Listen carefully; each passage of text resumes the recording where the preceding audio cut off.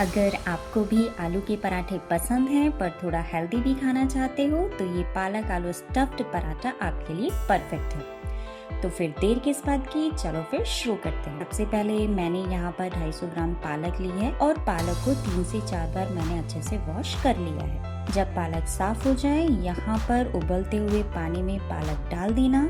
Side में मैंने यहाँ पर बड़े बाउल में एक ठंडा पानी लिया है और उसमें थोड़ा सा बर्फ डाल दी है ताकि पालक की कुकिंग को मैं फटाफट से रोक पाऊँ। अब देखो 5 मिनट बॉईल करते ही मैंने यहाँ पर पालक को ठंडे पानी में डाला है और जैसे ही कुकिंग रुक गई है इसे निकाल कर सीधा ही मिक्सी जार में ट्रांसफर किया है। अब जार में आप डालना 3-4 लहसुन, 2 हरी मिर्च और 2 आइस क्यूब डालकर इसका एकदम फाइन पेस्ट बना लेना। यह पूरे काम को करके आपको लगभग 1 बाउल प्यूरी मिलेगी। आप लेंगे गेहूं का आटा।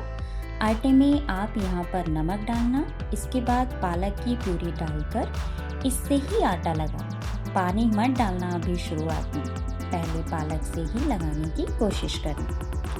एक नरम सा आटा चाहिए, जैसे फुल्कों का हम लगाते हैं ना, बिल्कुल वैसे ही लगाना है। और अगर आपको बढ़िया पराठे का आटा लगाना है ना तो प्लीज़ इसको ना थोड़ी देर गूंथना। अच्छे से गूंदने से लचक आ जाएगी और सॉफ्टनेस भी। फिर इसको कम से कम 15 से 20 मिनट रेस्ट करने के लिए छोड़ देना।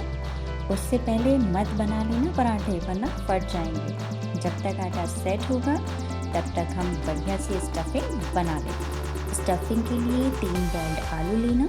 यहाँ पर आलू को आप मीडियम ग्रेटर से ही ग्रेट करके डालना। हाथ से अगर मैश करके डालते हो तो आलू एकदम पतला हो जाता है। ग्रेट करने से क्या होता है कि आलू का एक टेक्सचर मेंटेन होता है। इसके बाद इसमें डालना बारीक कटी हुई 2 से 3 हरी मिर्च, एक बड़ा साइज बारीक कटा हुआ प्याज, साथ ही धनिया और नींबू डालना मत भूलना।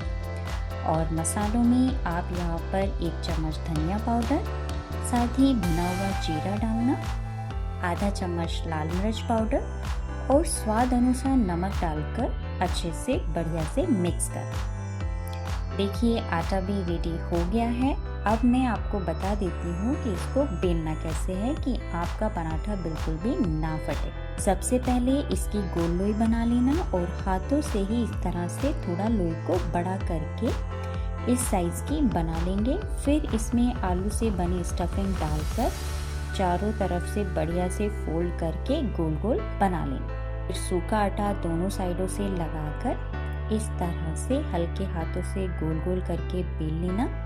आपको परफेक्ट सर्कुलर पराठा मिल जाएगा। सीधा ही मैंने इसको एकदम हाई फ्लेम पे गरम गरम तवे पे डाला है।